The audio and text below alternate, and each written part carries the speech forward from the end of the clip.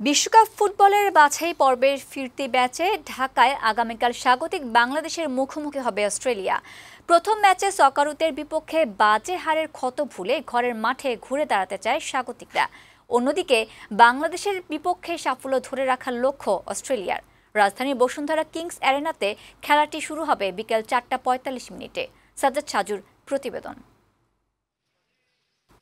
বাংলাদেশের বিপক্ষে বিশ্বকাপ ও এশিয়া কাপ ফুটবলের যৌথ বাছাই পর্বের ফিরতি ম্যাচ খেলতে ৯ বছর পর ঢাকায় এসেছে অস্ট্রেলিয়া ফুটবল দল। এর আগে ২০১৫ সালে সবশেষ ঢাকা সফরে এসেছিল সকারুরা।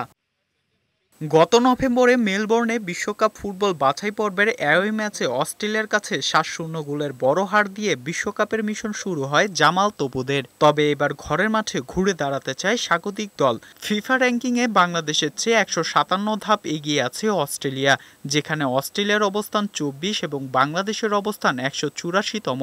তবে র্যাঙ্কিং নিয়ে মোটেও চিন্তিত নয় কোচ হ্যাভিয়ার ক্যাব্রেরা। ঘরোয়া লিগে পারফর্ম করা খেলোয়াড়দের নিয়ে এবার দল গঠন করেছে টিম ম্যানেজমেন্ট। কালকে একটা ভালো চান্স আছে, আর একটা ভালো অপরচুনিটি আছে to show the people of Bangladesh our performance. এদিকে বিশ্বকাপ ফুটবলের বাছাই পর্বের গ্রুপ আইতে ৪ ম্যাচের সবকয়টিতে জয় পেয়েছে অস্ট্রেলিয়া। বাংলাদেশের বিপক্ষে তাই ফেভারিট হিসাবে মাঠে নামবে তারা। ঘরের মাঠে বাংলাদেশ শক্ত প্রতিপক্ষ হলেও জয় ছাড়া বিকল্প কিছু ভাবছে না সফরকারীরা। এখানকার আবহাওয়া খুব গরম, আমরা মানিয়ে নেওয়ার চেষ্টা করছি।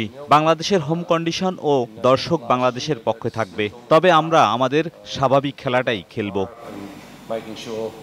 ফুটবলে এখন পর্যন্ত অস্ট্রেলিয়ার বিপক্ষে ৩বার মুখোমুখি হয়েছে বাংলাদেশ, যেখানে ৩টি ম্যাচেই বাংলাদেশকে বড় ব্যবধানে হারিয়েছে অস্ট্রেলিয়া। সাজ্জাদ সাজু, বৈশাখী সংবাদ, ঢাকা।